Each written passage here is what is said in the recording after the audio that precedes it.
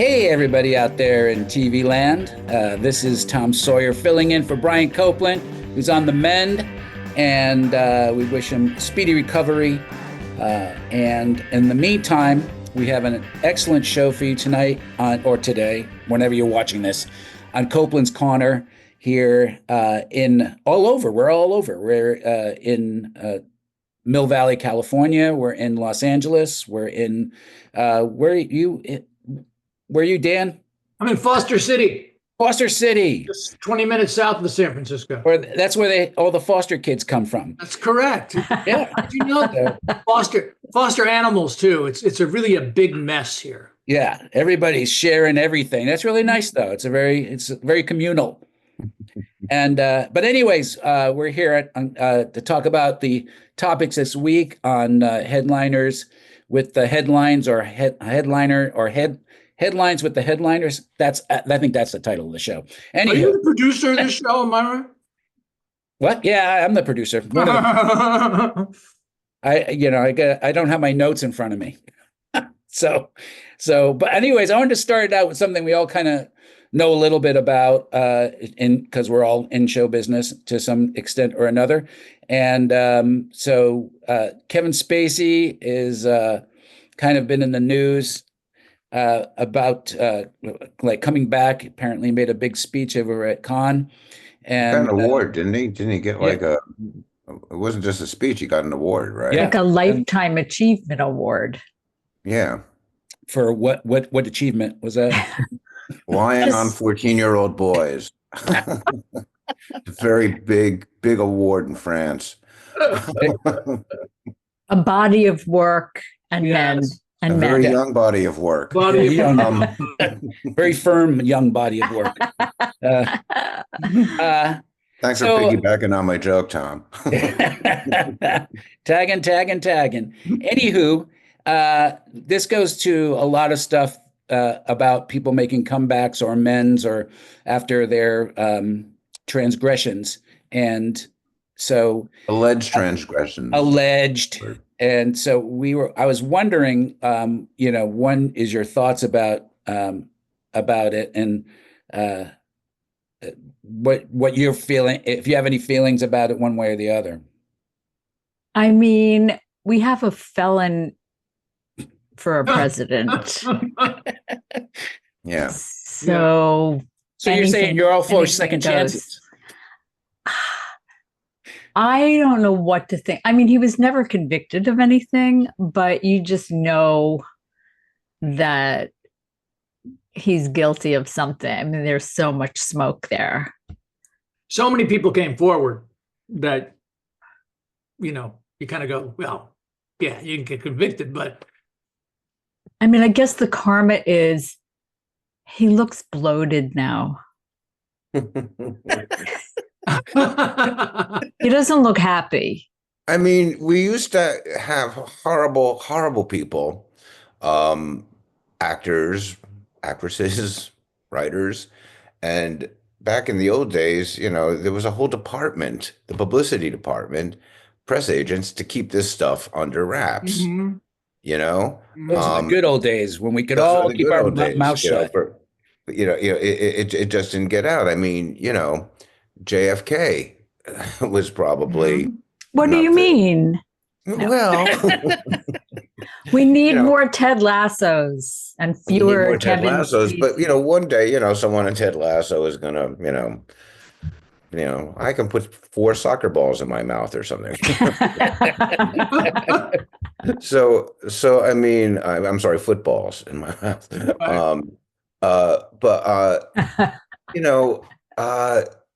To me, it's like what the market will bear. Yeah. If people can look the other way and should he lose? He lost a lot.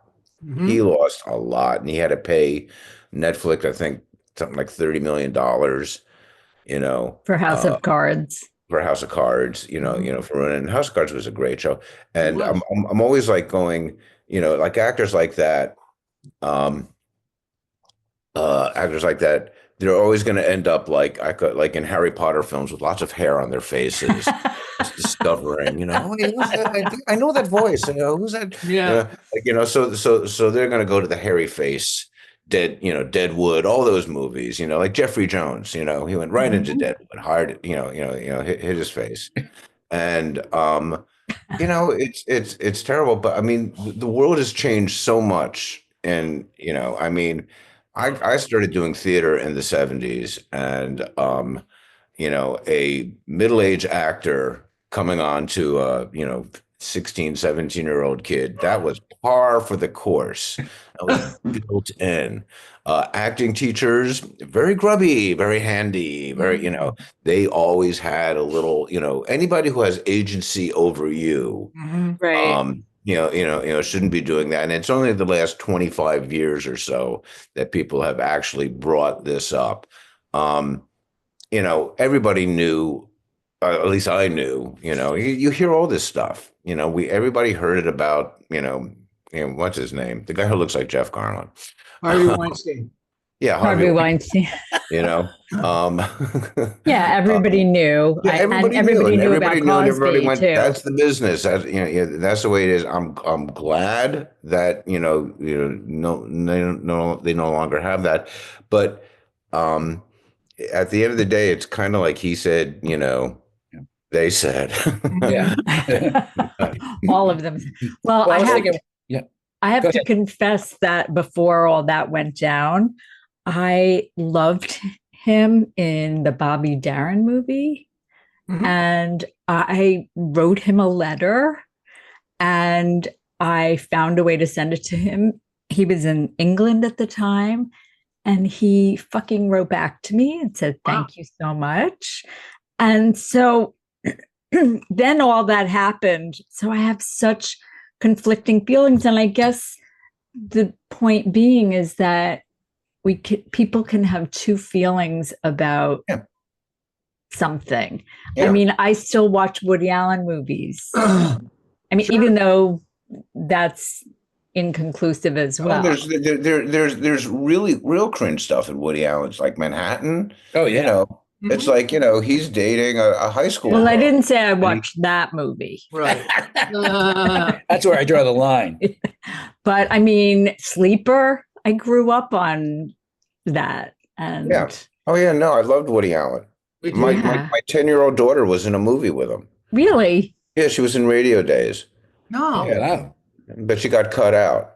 So, Oh. but this is before anybody knew any of that stuff. And she got flown out to do this part. She was going to be one of the whiz kids, on Woody Allen. She was on her 10th birthday, and she said, "Do you think I should ask Woody Allen for his autograph?" And I said, "I know he doesn't like giving them, but you're a kid, you Yeah. could probably ask." And Did tell he? him you're working on your birthday, and when he says, "How old are you?" just say the big 10, and that'll get a laugh. And well, that But, I just reminded me of I was in a math class in college, and this one of my classmates was called out of the classroom because she had to go see Woody Allen because her parents knew him or something. And I Right. thought, she was 20. I mean, I guess you're of consulting, Stacey Consent- Nelkin, she was consenting very age. young. Yeah. Yeah, and that's that. I mean, just the stuff that we've heard of, like what to me the worst thing was like what Kirk Douglas did to Natalie Wood. Oh, I know? don't know that. I don't Oh either. yeah, allegedly. What was that? He had according to stories, and I think it's her sister who says it. She was went in and Uh, they had relations.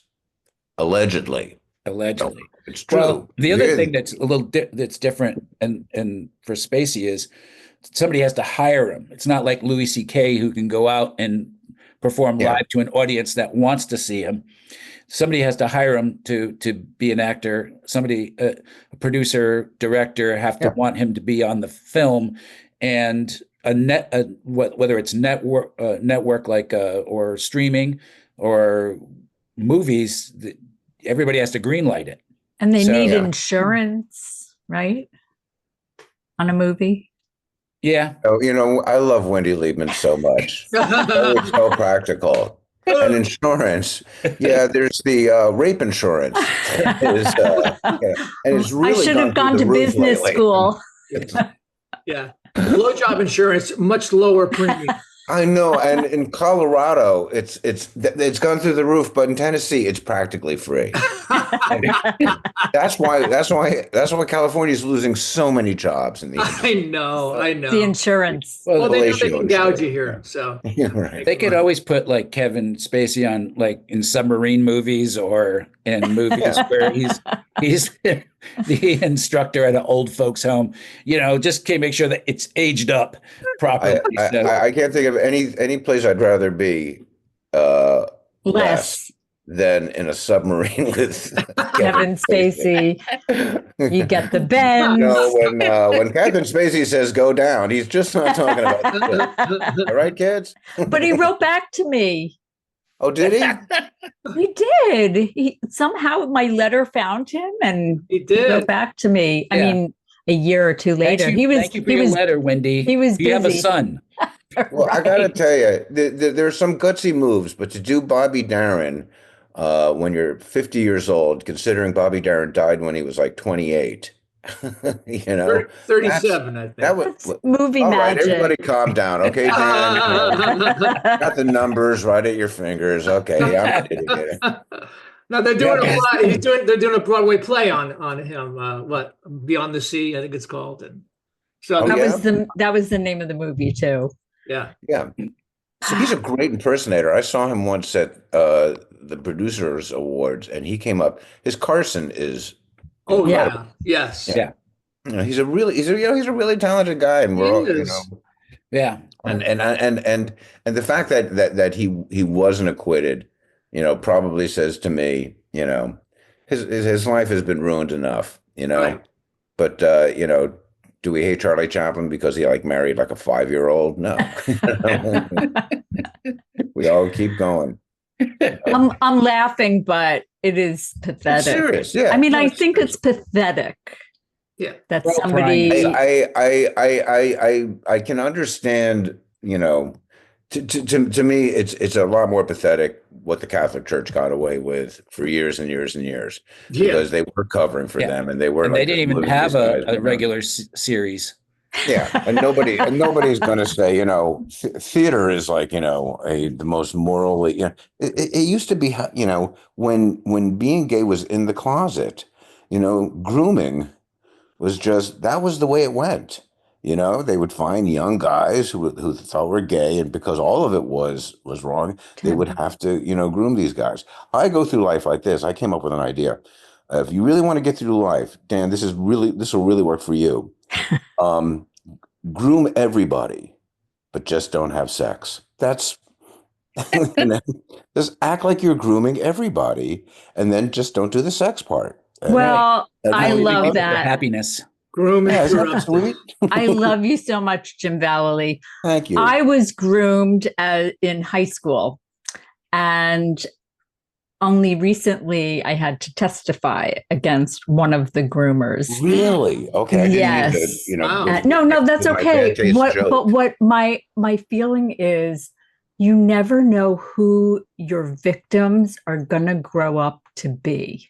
Mhm. Like, they wanted me to testify. There were many, many other people who were groomed, but because I have some celebrity, like a tiny bit of celebrity, they wanted me because my voice was a little more recognizable. So I don't know. I don't have a point.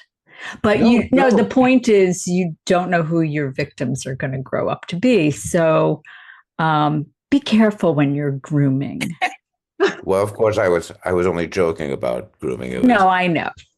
To groom everybody. You know what, Jim Vallely, you need some grooming right now. Look at I that know, hair. I'm a mess. My hair is a mess. You have hair. At least you have hair. I got a grubby beard. I really look like shit. And You could stand for some grooming right now. I'm so glad you boy, freshened up for the podcast. Wendy, that was probably the cruelest thing anybody's ever said to me. That's the opposite of grooming. It's ungrooming. Wendy Liebman's ungrooming me. You've been degroomed. Degroomed. So anyways, it's hard to believe that a felon would commit so many crimes in the White House, but it's sort of like I was hearing, was it Mike Johnson saying that the difference between Hunter Biden and Donald Trump is that Donald Trump is doing it in the open. He's being open about what he's doing. That's the difference. He's not hiding it. So it's sort of like if you go into a bank and you go, "Hey, everybody, Tom Sawyer here. I'm going to be robbing you for the next 20 minutes. My address is, and you can reach me at this number. And just wanted to make sure these are guns and they're loaded. I just want everybody to know I'm pretty open about this, and I will be taking all your money if you're so kind to put it in this bag." So, but then right then, of course, it's out in the open, so it's not a crime. That's how we're doing crime now these days. So yeah. I mean, it's absolutely true. I mean, I think it says more about what's happened to America. I always try to look at the big picture, and clearly, a lot of people in America have lost faith in the rule of law. They feel that law has been weaponized against them, all law. And it's poor people who really, it's like if you have a couple of parking tickets and you forget to put a quarter in your meter, you can lose your car, which means you lose your job. It's the bicycle thief, right? Right. And if you're like a guy who might not be the best looking guy and you kind of flirt with a girl on an elevator and you lose your job and you lose, stuff like that, really, I think that's just been building up with people. So wait, has that happened to you? No.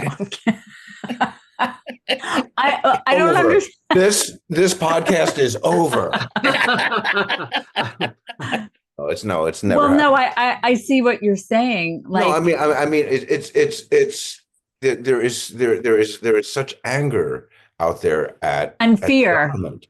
And people are feeling, and they do feel like, other minorities get a leg up on me, and and we just have to look at that and go, yeah, that's people are very myopic, their lives. If you ever like watch, like on the internet, I'm on the internet all the time, not proud, but you just see how angry, and especially white men are, right? Right. They're really, really mad. There's this built up anger, and I think half the country is like, they love that Trump is breaking the law, especially if they don't agree with the laws. And well, the irony, of course, is they would agree with they agree with the laws when it's the other team. Right. When somebody's breaking laws on the other side, which is why I don't understand why the media never asks the simple question. So it would be okay if Hunter Biden got a plane from the Saudis or from Ukraine or from Turkey. It'd be that if he got a gold-plated plane, that would be okay. Just to be not getting like $50,000 a month from Ukraine is bad, but a $400 million jet luxury. Yeah, but they framed it in such a way that it's just like, well, this $400 million jet is $400 million that the taxpayers do not have to pay except for they have to pay for the $600 million it takes to make it into airports. Exactly. Yeah. But that's all buried underneath. You know what I mean? It's like a big magic trick that they're, as you said, Tom, he's stating what he's doing, and then he's over here and he's over here, and he's hiding all what the nefariousness of what he's really doing. He's hiding mostly who's giving him money in this Bitcoin scam. And again, these are things that are so it's like jaw dropping that you're doing these things that we believed were against the law. I'm pretty sure they still are against the law, not just norms, but actually against the law. Right. But when you own the DOJ, when you own the police department, and you know, he doesn't think, he thinks he owns the judges too, but he really doesn't. But he definitely owns the Department of Justice. So it's, the guy has carte blanche and believes he does too, because the Supreme Court said to him, "Hey, you can't be arrested. You can't be, if you're a president." You know, and you know, everybody's a Monday quarterback, football, and. But I mean, looking back, it's like, what would, if I could jump in a time machine, I would, if we had just let Trump alone, just didn't give, didn't, the Stormy Daniels case, like if you talk to most guys, I mean, it's not like no one's ever tried to kill a, negative story about themselves, and certainly sleeping with a porn star while your wife is pregnant is a negative story, and it it could have hurt, but like the way it was paid off and the way it was, if it was a, for a lot of people, it was not a case worth going after. And when you see Trump, remember when Obama went after Trump with a couple of jokes at the White House Correspondents' Dinner 8 years ago, and you just see the rocking. Johnny does not like to be ridiculed. Now imagine going to court where it's like, too cold or too hot, the king, and he's got to sit down, he's got to listen to, this porn star, she's nothing, and you could just see the anger building up. And a lot of his people are like, this is wrong. We have, there's so many other giant problems. This is like, so far, like not the worst thing he ever did. Michael Cohen. If he had just written Michael Cohen a check for $600,000 and said, bonus, it's a bonus, would have gone away. But instead, when you say he's a felon for like 34, things, the 34 accounts. So those are for each check that he wrote. Right. I think that your average sort of guy is like, was that worth it? And it kept him in the news every day, and it made him a martyr. Well, I personally think he kept that stuff at Mar-a-Lago. The other big thing about thing is because he knew that would keep him in the press. He would become a martyr. Look, they're coming after your president. When the FBI raided Mar-a-Lago, that's these people, they like him. They like him. Yeah. They like what he's doing. They're his currency is media, anger, and he likes to be seen and heard. Since the election, I will listen to a tiny bit of news every day, but my husband has it on all day long in the next room. And I hear his voice, Trump, not my husband. And it makes me crazy. Yeah. Like I shut down, like I cannot believe ever since he made fun of that reporter for being disabled. Oh God. Like 9 years ago or something. Yeah. That's when I thought, okay, this is over. Yeah. But and I even like, have you ever been in a rewrite room with a bunch of comedians? Bad taste is, was a currency for a long, long time. I would never get in front of people, but I mean, he's kind of a genius at like finding a thing that will bother Wendy Liebman, but will make, the guy that Wendy Liebman wouldn't sleep with in high school. Yeah. And there's a lot. There was nobody that I wouldn't. I just think he's like I think he's like the luckiest guy in the world. I mean, lucky, but a genius too, I think. Well, I don't think he wouldn't be able to sit down with you and explain to you why he's a genius. No. It would come out horribly, like he's a moron, and like it does with everything else. I think it's just luck. I think he has a gift. I'll give you that, but I don't think it has anything to do with genius. Okay, maybe genius is Jim Vallely's word. I think it is a gift. I said Yeah, Frank Caliendo has a gift genius. with impressions, but he's not a genius. It's a gift, and it became like a snowballing thing. People had lost.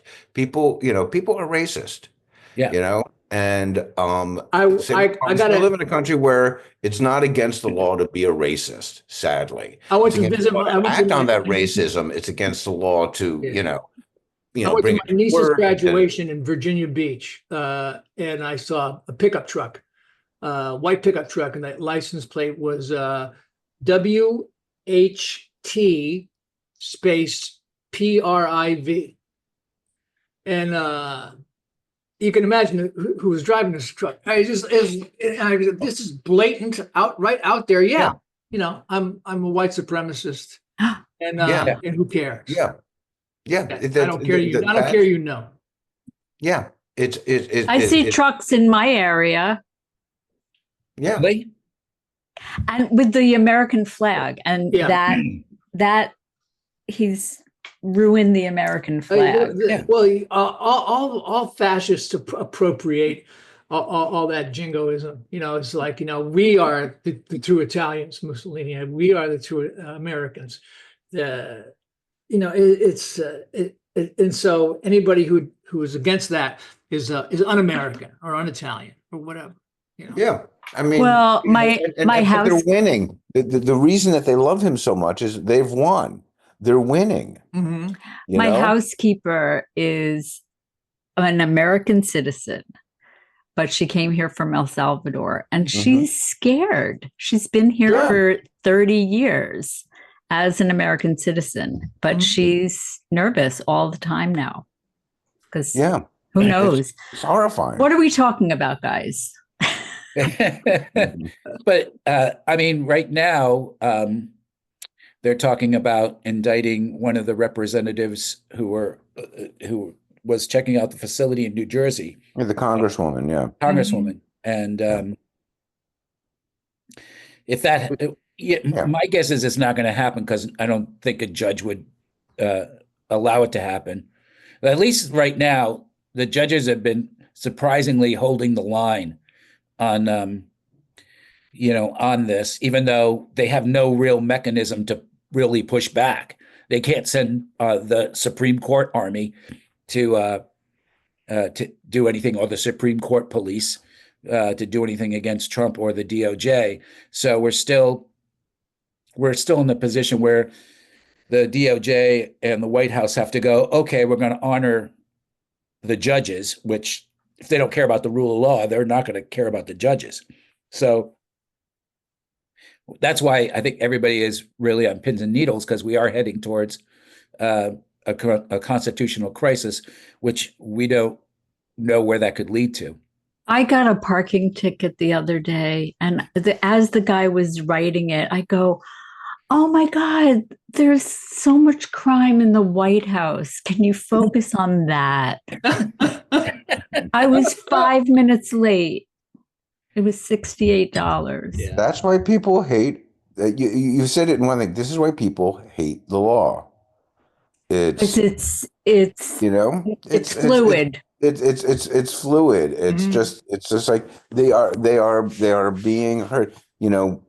When people are paying taxes and they realize they're paying 25 to 35% of their income to pay taxes, to have a government that they feel is coming after them, that isn't, on their side, and all of a sudden they get their guy in, and, it's just common sense that they're going to be upset about it, and they're going to be happy when their guy is like, hey, look, we're taking down Harvard. We're going after Harvard. Yeah. I just snorted. Yeah. I mean, we can't be surprised. We can't be, but doing it out in the open is the big difference. And I think Tom's right. That's what Tom said. Well, by the way, they don't put the parking ticket on the dashboard anymore. They send it to you in the mail. I actually thought he was going to walk away because he saw me. I know I'm stuck on the parking ticket. I already paid it. Okay. People are being whisked away to El Salvador. Guantanamo Bay. Parking ticket. I can just see you in a little boat. rocking back and forth. And I mean, I was coming from a benefit for sick children. Anyway. Did you? Boy, this is really hanging over you, isn't it? It is. No good deed. No good deed. Thank you, Dan. That's right. So, but here's the point: is like, yeah, you can side with this guy. You can, hey, Trump's my guy all the way.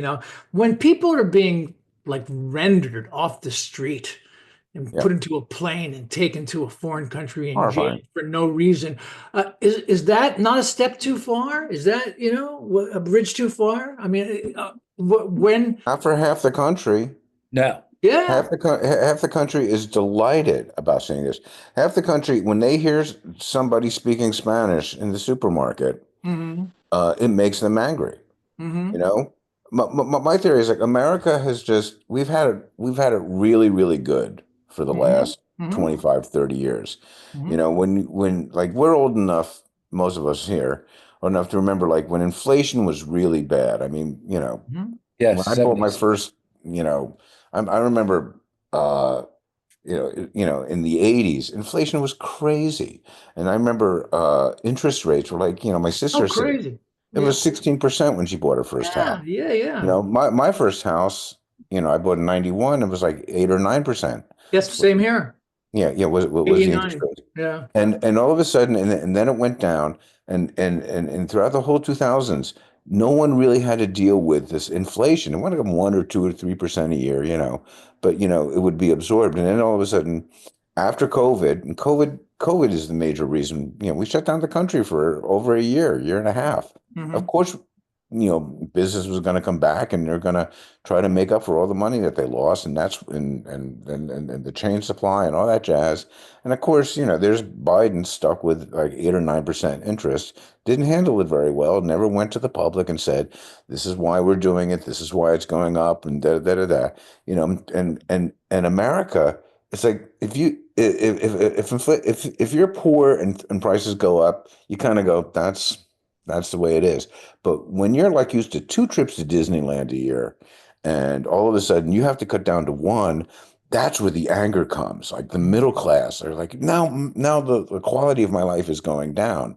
Well, and everybody's screwing them, and everybody allows it to happen when you just go in so many different ways. You get money taken away from you by the government. You get money taken away from you by your preacher. You get money taken away from you by your parking ticket. Yeah, Wendy's parking ticket. I think we can all identify with Wendy's parking. Yeah. And we're all a little pissed off. So and then you get a guy like Donald Trump who's pointing at a group of people that are different color than you, and that have come to America to enrich themselves, and before you know it, that's who you're hating on instead of actually maybe getting on a treadmill and losing some weight so your holster fits a little better when you're carrying out in the streets. You blame the other guy. Well, so this goes back to what you're really good at saying about luck. Maybe he's in the right place at the right time, saying the right things to the right people. He just fits into history. I think 15 years ago, Trump is laughed off of the escalator. Absolutely. Right. Absolutely he is. There will be books written about this forever. Yeah. Not by anybody in America, but other countries. I do believe we're going to get through this. It might take 20 years. It might, it's going to be awful. I think people who are of me, I see a lot of anger on the left too about this. And no one likes to be screamed at. Nobody wants to be yelled at. If you're calling Trump Hitler, you're calling half the country Nazis. They don't feel that they are. And we know it's only a tenth of the country. It's only a tenth of the country. They're definitely there. They're but they've always been there. It's just there used to be shame attached to that. Well, there's no longer shame attached to that. Yeah. That shame has been lifted, and but in this I just saw. look I don't at know. Germany. Germany was, at least until like a year or two ago, turned into the most liberal country in Europe. So we do get through this, but it takes something horrifying like the Holocaust to wake people up to this. And and yeah, I don't know what the answer is, but I mean, Yeah, I what think, is the answer? Like, who should lead? Who Well, should be the new leader I besides know. Jim Vallely? Thank you. It's always nice to meet a fan. For the first thing we got to do is fix Wendy Liebman's ticket. Ticket. This is Already an paid outrage. it. Somebody She's doing once a told benefit me for kids. somebody once told me to run for president, like in a couple of years ago. And so, you go down that fantasy, like, oh, maybe I could be president. And I don't know that much, but I'd have the right people surrounding me and telling me what to do. And I'm thinking about it. No. I think it's a really good idea. Do you? Yeah. I think the parking ticket just, that was it. You have no chance now. We find inspiration in all different ways. Well, Exactly. I mean, but who the should be thing the is- leader? Seriously. But Trump does have habeas corpus on his side, which gives him the right to arrest anybody for whatever reason he feels like. No, that's not true. I saw it on TV. Speaking of which, Eric Swoa was recently interviewed on our channel by Brian Copeland, and he Ooh, said that's something. cool. Yeah, we're actually start doing a series now of called Conversations with Copeland, and giving Brian another plug, and we have Gavin Newsom coming up and Barbara Boxer, Wow. Barbara Lee. We're like the Q team, Yeah. like so far down the alphabet. Well, Q is much better than Z. I was giving us a little bit better. Yeah. I was watching Streets of San Francisco. Don't judge me. And this was like from the 70s or 80s. And there was a sign in an apartment building for Nancy Pelosi to elect her. There you go. Absolutely. San Francisco. Yeah. Well, Anyway. Swalwell's in Brian's district, isn't he?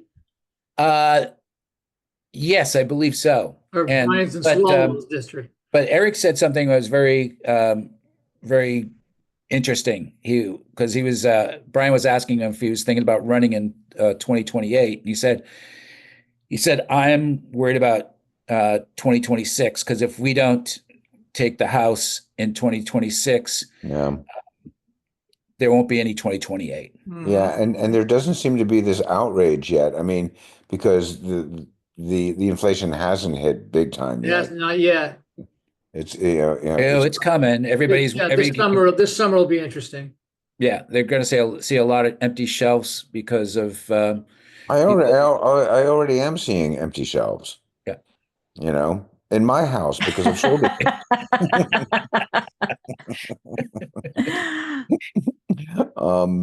So why don't we talk about the decline of show business?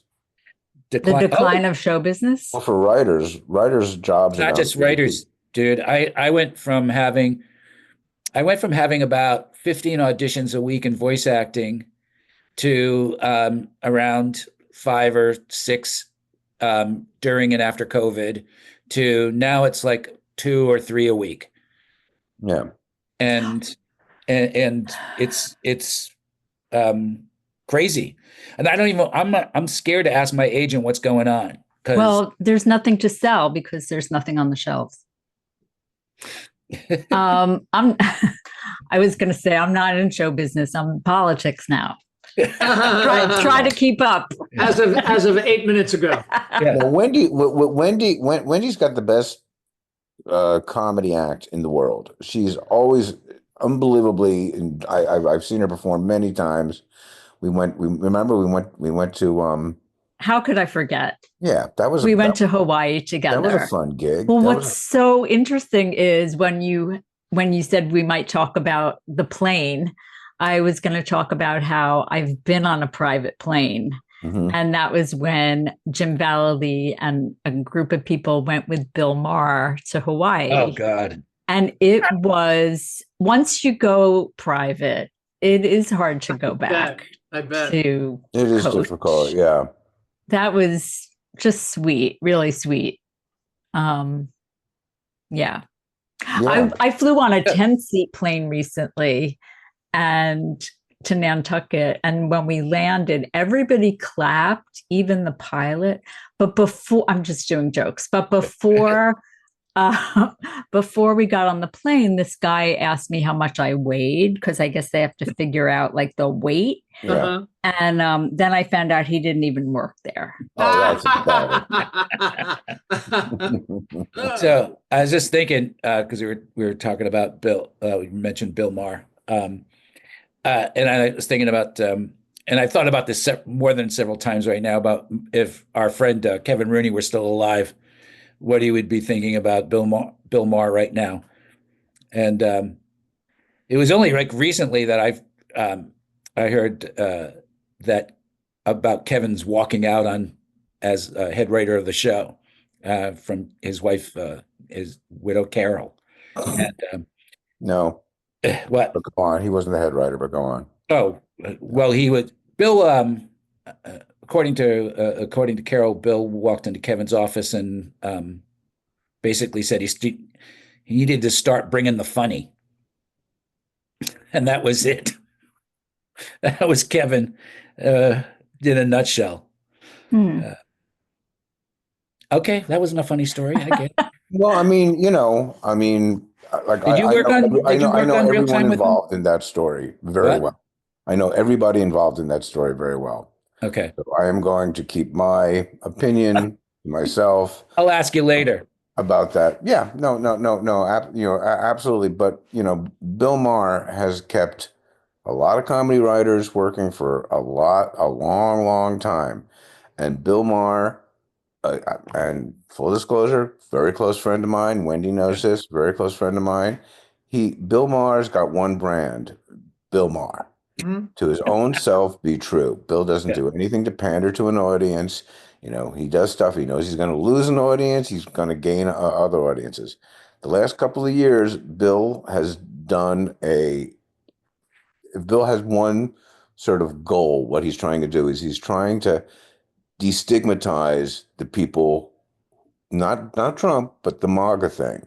He's trying to get a couple of MAGA people, and I don't think, that's a bad thing to do. I think that if we're gonna win, we're gonna listen. I have a friend who lived up in the Palisades, and he almost lost his house during the fires. But there was a guy driving around on a bicycle, and he was a Trumper. It was the day after the fires, and he said, "This is crazy. There's no firemen here on this street." And he took a video of a house beginning to start on fire, the garage. He goes, "There's a hose right here." And he went and he got a hose, and he sent this video to a friend, and it got to my friend whose house was on fire. The police wouldn't let him up to help this guy fight the fire of his house because they were so afraid that he was a looter. He went through the thing, he put out the fire, and he asked this guy, this Trumper guy, he didn't have a MAGA hat on, but he was really a Trumper, and he said, why are you here, putting out my house? And he goes, well, the night before the fire, I knew there was going to be trouble, and I thought I should stick around. And my friend said, oh, that's the exact opposite of what everybody else who lived on Amalfi did. There's trouble, I'm going to leave. You know what I mean?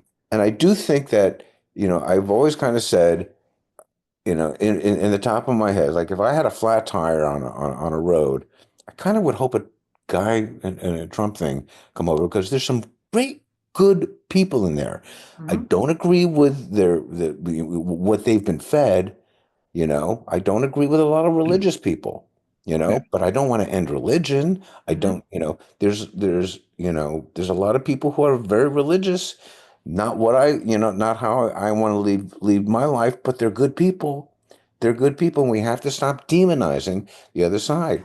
And when Well, Bill, I think basically everybody, we've seen too many times in our history where people have come together. 9/11 was a great example of that. yeah, And also the fact that, that when, a crisis happens, that we do come together. We don't see the same things we do because we're in a different mode, operating mode.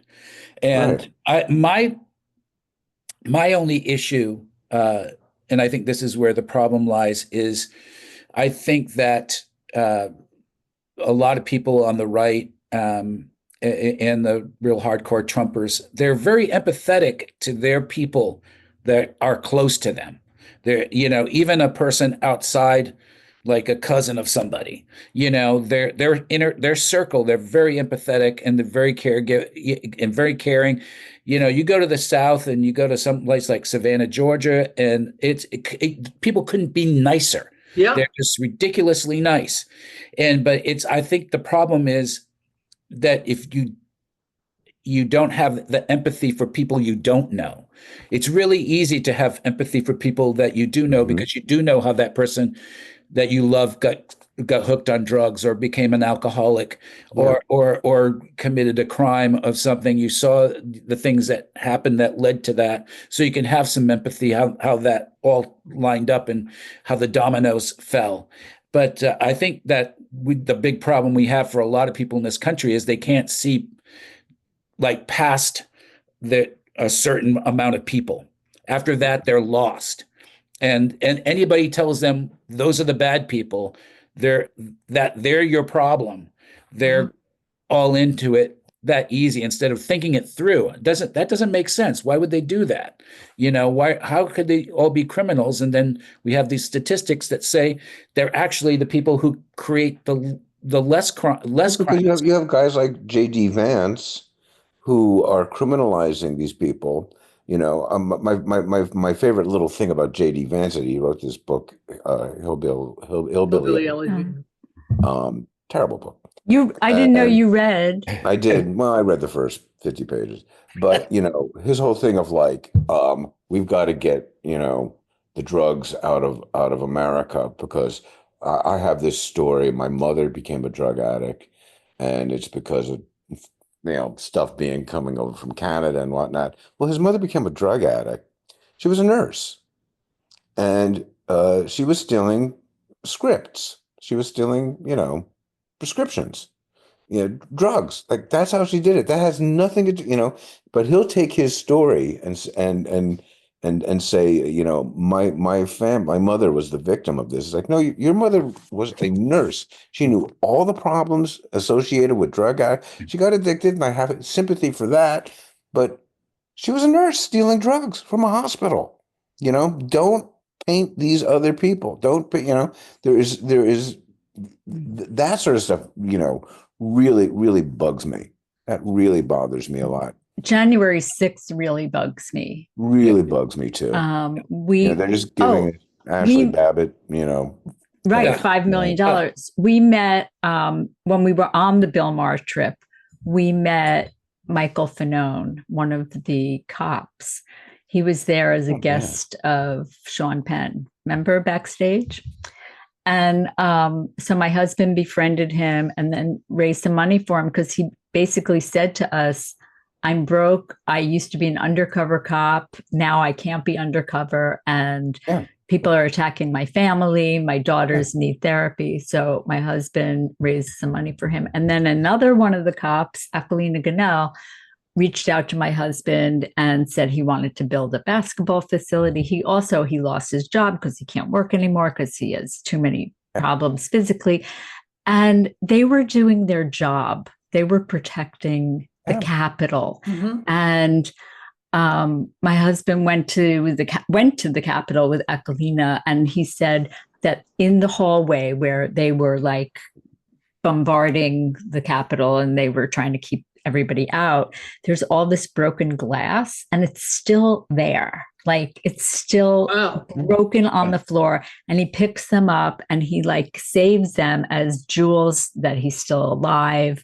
And it's tragic that now they let out all the It's rewriting history. They're rewriting history, and right. and America. I remember Richard Dreyfuss. I was doing a show with Richard Dreyfuss, and he had his thing. This is like 20 years ago, and he was like, "I have to be able to let out a rehearsal, whatnot, because my passion is to teach civics in schools again. They've stopped teaching civics in school." And I go, "That's a weird thing to be, obsessed about." Hmm? But he's absolutely right. Wow. Kids Yeah. don't know how, Government works. how government works. I mean, they're really ignorant. It's amazing. Mm-hmm. Yeah. It's really amazing. I did want to say one thing, Jim, about Bill. I was friends with Bill for a long, long time as well, and I like him a lot. I really got upset when he did the Trump dinner, Mm-hmm. and then went on the air and talked about it, and Mm-hmm. and mainly because he had berated Geraldo Rivera for continuing his friendship with Donald Trump after everything he's done, including January 6th. So it seemed very hypocritical at the time to say how to normalize Trump and say what a regular guy he was and what a sense of humor he had and all this. And it was very pleasant. And basically, it just a couple months before had just, taken Geraldo Rivera to task for doing the same thing.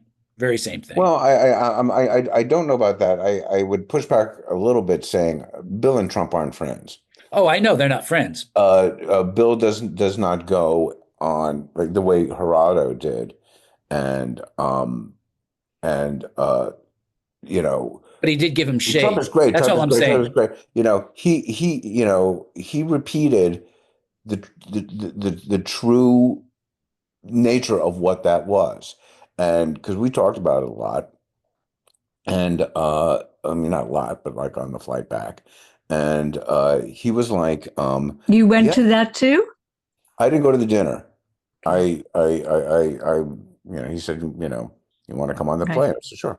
It's interesting. It's a private plane. It was a smaller plane. Okay. You see, he has to get the big plane to go to Florida. I mean, to go to Hawaii, because there's no place to stop and refuel. Oh, I see. So that's why I get invited on that. And nobody asked you how much you weighed. But I mean, Dan? I said, and nobody asked him how much he weighed either. So there's nobody misogyny going on there too. But I mean, Kid Rock, right winger. Bill has him on the podcast.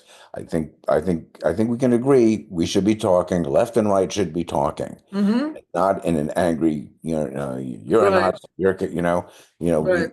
We have to hear it. It's like it's Thanksgiving dinner again. You have to be able to talk about it. Kid Rock, made this happen. Said to Bill, would you have dinner with Trump? And Bill, thinking this would never happen in the world, I'm sure, said, yeah, of course I would, So when it came up, what was he supposed to do? So a lot of people go, they should have dinner. I've looked at that 8-minute thing where he looks at the audience. What I believe, what I got from it, and what I think he was trying to say was like, the guy that we're seeing out in public, that's the act. Mm-hmm. That's the act. I did not see, for the 2 hours I was with Trump, I did not see the crazy guy and Bill makes jokes, horrifying jokes to a guy's face. I remember on Politically Incorrect years ago, Henry Kissinger was on the show, and Bill screaming at his face, going, Cambodia, why did we go in there? And And I go, no one's ever stood up to these guys like Bill Maher. Nobody. Bill, the first thing Trump said to Bill when they walked in the Oval Office was, Trump goes, you were pretty rough on me last week. Because it was Friday night, it was Sunday, right? A few days earlier. I thought you'd be nicer to me, huh? Because you were having dinner with me. Bill go, I ain't pulling my punches. I'm not going to. I think you would have more of an argument if Bill began sweet talking. Trump is doing some good things and that wasn't his thing. He was like, what's he gonna do? He's gonna lie. He's gonna sit down and say he's crazy. He was a madman. He spit on my food. You know, no. He told the truth in that moment. The truth for him, and he said to everybody, take what you want from that. And I think because the left has been hurling so much stuff at the right, and they're laughing at it. It only makes them stronger. You know, if you go after, Trump or Vance or whatnot, the people on the right are like, ha ha ha, we're owning the libs, right? Mm-hmm. So the same thing I think happened to Bill when after 9/11, when he famously said, someone said, those cowards who flew the planes into the building. Bill said, I wouldn't call those people cowards. I don't think it's a cowardly act flying a plane into the building. He went a little further when he said, what's cowardly is shooting missiles from 600 miles away into a town. That's coward. And that's what we're doing, right? Mm-hmm. And I was in the audience when that happened. There was no, oh my God, Bill said that. There was nothing. It was like, that's another crazy thing that Bill says. Yeah. And so it was a couple of days later when the country was so like, there was nobody to blame. There was nobody to be mad at, So Bill was the one that got all the anger. And Plus, Howard Stern made it much worse. I mean, I was listening to that on the radio when he was doing Stern, and Stern attacked him. I mean, just sure. It was, and I think you could tell it really caught Bill off guard because he was kind of going. I think he was kind of going to Stern for a little support, after getting bashed from everybody. And then Stern just went completely the other way and went after him, and you could hear it. It was in an Bill's emotional voice. thing, yeah. Yeah. And I think Trump is such an emotional thing that people are like, they have to go after Bill Maher, who's been an ally to the left, and he criticizes the left, but the show isn't about Bill's view on things. Bill goes, here's my view. I'm going to have people from all sides, and we're going to discuss it intelligently. That's always been that show. He's probably been on television for 50,000 hours. He's going to say stuff that doesn't. But when the left go after allies and push him back because he had the audacity, of course he's going to have dinner with Trump. And what's he going to say? He's going to make stuff up and say he was a madman. I think it was a good point to make, saying this guy knows what he's doing. That's what I got out of it. Me too. Jim Vallely, what did they eat? They had dogs and cats because they had people from did they have McDonald's? Making dogs and cats. They love dogs. They love dogs. And cat's weird because cat tastes like chicken. A lot of people don't know that. Well, actually, my dogs, you can see them in the background. It's just a picture. They were rescued from South Korea. They were going to be eaten, actually. And we didn't go to South Korea. We rescued them from Koreatown, but they were going to be eaten. So they're called Jindos. No wonder they're so still. I know, right? Don't move. They might eat us. They are actually the one on the left. She's a little autistic. And I asked my vet if that's like possible. And he said, absolutely. If she was taken from her mother too soon, she could have some of those characteristics not being, I don't know why I went off on this tangent after you talked about. Well, can I ask you a question? Yeah. Dogs are going to be meeting with Trump very soon. Maybe that's what it was. When are you gonna cook them? I mean, I'm not a good cook. Barbecuing is not that tough. Anybody. Even my dogs are like, we're eating out. Just to inject a microcosm of what's going on in this country, my family. I have 3 sisters and a brother. I'm the oldest. My youngest, my sister, who is the second oldest in the family, is a Trumper. Tom, you remember you golfed with her husband and commented to me, I think your brother-in-law is kind of a racist. That was up at Tahoe. And but anyway, she has been a Trumper. The rest of us are not. And my middle sister is vociferous about what's going on, and she can't help it. Of course, part of the problem is that she adopted 3 Mexican kids as her own, basically, who had a drug-addled mom, and so she raised them as her own, and she's afraid because they could possibly be, whisked away. Anyway, Absolutely. And she's the trumper? no, she's not. Oh, she's not. Okay. She's not. My oldest sister's the trumper. We had a family gathering on Sunday, and my middle sister walks in all bothered and about what's happening to part of her daughter, and that she might be there's a possibility that they're coming into the school at UC Santa Barbara and they're looking for kids, all this shit, and you had to stay away from my other sister because you didn't want to get that dynamic going on, and my oldest sister, not the sharpest tool in the shed, and everything that could be done was done to get her to graduate high school. She's never been the brightest. And so this is being recorded. Yes, I know. Okay. I know. But we could have had, a real civil war going on at this particular deal, but we didn't.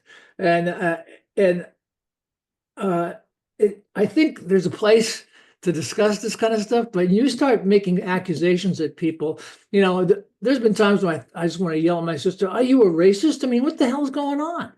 How don't you see what's going on here? But then I hear from my brother, oh, she's listening to the InfoWars guy now. She's listening to so now, Yeah. And you go, how the hell, how far gone is she? You don't know, But I don't think getting into an argument is going to convince anybody to go from one side to the other. That's why I don't talk about politics on stage, because I'm not going to change anybody's mind. Nope. I don't think. Well, I got off of Twitter because it's just it's ridiculous. I don't mind debating people. In fact, I think it's good to have more information. The more information, the better. Actually, you learn stuff and you come out with better outcomes if you have all the facts in front of you. And as I learned today, and so I think that it's great to listen to people, but I don't know where the point is where you go, okay, we tried listening, we tried talking, what do we do now? Because we're heading in a really bad place, and we've seen too many really bad outcomes in our history, not just our history here with the Civil War, but in the history around the world in many countries. So, the next couple of years are going to be really interesting because we have to. I do believe that the House. I don't know about the Senate, but I do believe the House is going to be taken back. But I don't know what that's going to do. 4 years. Mm-hmm. Well, it can stop the bleeding. Yeah. And it would be nice if there was a Democrat that Democrats were excited about. Yeah. I love Pete Buttigieg.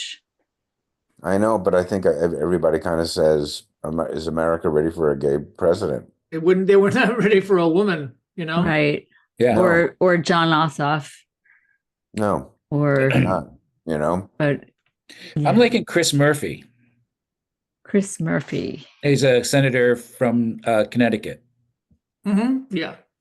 He's really kind of taken the bull by the horns as far as pushing back, and he's been appearing on a lot of things and also doing town halls too, which is really interesting strategy that a lot of Democrats have picked up from Bernie and AOC, is going into Republican areas and doing town halls, and the turnouts have been pretty amazing.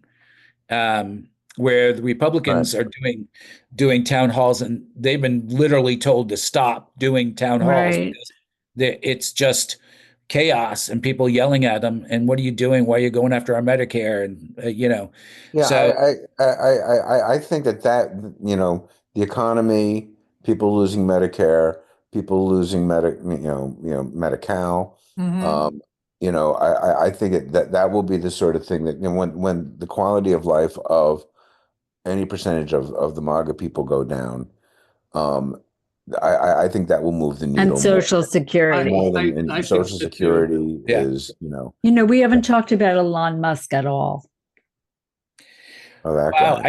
I just saw something on a poll on CNN that his approval rating with Democrats or liberals was, I think it was like plus 32%, and now it's down to minus 91%. Mm-hmm. Mm-hmm.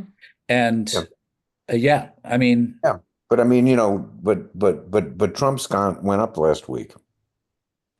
So, and we use the word genius, but Trump knows that it's better to have somebody take all the heat, Mm-hmm. and and I think that's why he keeps Stephen Miller around. Boy, does that guy look like the villain in every Bond movie. nice Jewish boy from Santa Monica. Yeah, yeah, Who would have thought, yeah. I read a Hate Monger, a biography on him, and he's just a tremendous piece of work. I mean, this guy Rush Limbaugh was having him on, or who was the other guy? I forgot who was having him on his right-wing radio talk shows. Alex Jones. Not Alex Jones. There's another guy in LA, and I forget who it was. But he was a young darling among the right wingers, and now he's basically a shadow president, at least with regards to immigration. Yeah. It's Trump gets his power from a large group of this country that don't like the way things have gone for them for the last 25 years. And, I get it. I understand why they're mad. I don't agree with their solution, but and I was one who thought that Biden should have dropped out, after the 2022 things. Bill was one of the few guys saying he's got to get out. He's got to get out. You know what I mean? No, we can. Oh, he was a ticking time bomb as far as his appearance was always like, oh my God, anytime he was like doing the State of the Union or anything that he was doing on television, which is probably why they kept him off of television so much, to talk to the country about what you were talking about earlier, Jim, is because every time he looked so frail, and he speaks so slowly and trips over words, and it just kind of just hits that hammer of like, this guy isn't long for the world. This guy isn't, this guy isn't got all his marbles lined up in a I row. loved him though. Yeah, I really, Oh, yeah, me I too. thought he was the right guy for the time. He did, but he promised that he would step down after the one term. Yeah. So what is that? What is that about a human that it's like power? Nobody wants to give up the jet, baby. And, Yeah. And he Nobody wanted, wants to I give mean, up. I flew private on once. the call sheet. No one wants to give up. how many years did he want to be president? I mean, when was the first time he ran? 88. Yeah. Yeah. He had hair. Yeah. He had hair. Yeah. Well, it was he moved wanted to be around. president, and he had enough people. You have like your crew. You have your writing staff around you. Right. Right. They don't. Everyone was going to Fraser. keep Do everybody a couple happy. more years. Yeah. Come back. You have this people, Right. and the thing Did you about say the mind is- Frasier? Did you say Yeah, Frasier? listen, Oh, like a so that's been sitcom? on was on too long. You have a group of people telling you, keep it going. They don't want to lose their jobs. We're all human beings. Everybody wants to be number one on the call sheet. Right. I mean, that's what happened with Cat Stevens, I think, when he quit. He ruined a lot of people's livelihood. You saw The Traveler? Somebody said they went to a concert and he was amazing. I saw him at the El Rey a couple of right. That was the concert. Yeah, one concert in America. Right. And it was amazing, right? His voice is still great. That's great. Yeah. Yusuf Islam, is that it? Yeah. Yeah. I once opened for a guy named Modest Yahoo. He was an Orthodox Jewish rapper. I remember him. His name is like Matthew Moore from Scarsdale or something, but and now he's back to that apparently. I don't know what my point is. Oh, just that I couldn't meet him. I wasn't allowed to meet him. He was Orthodox. Well, let's go to the tally bar. So far, we've raised $46 to pay off Wendy's parking ticket.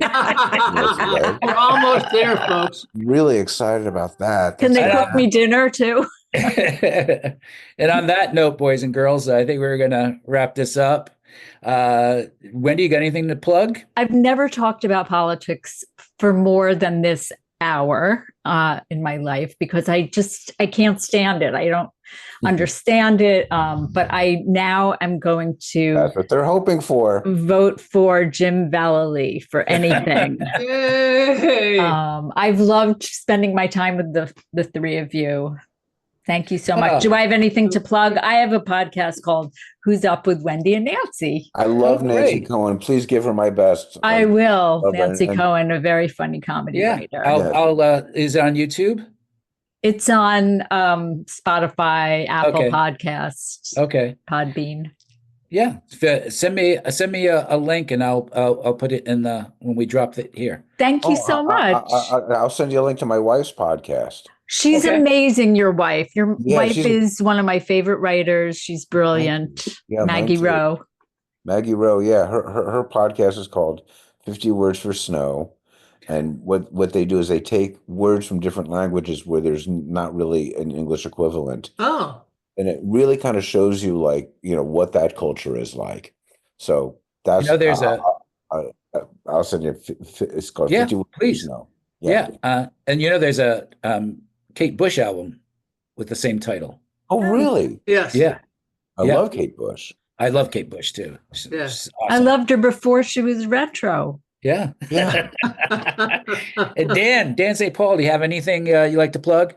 I got some gigs coming up, but my Substack called Another Funny Thing About Aging.